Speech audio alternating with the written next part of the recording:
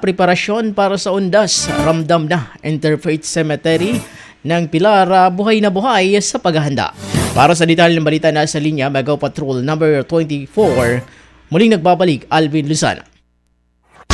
Bicol Network News Report!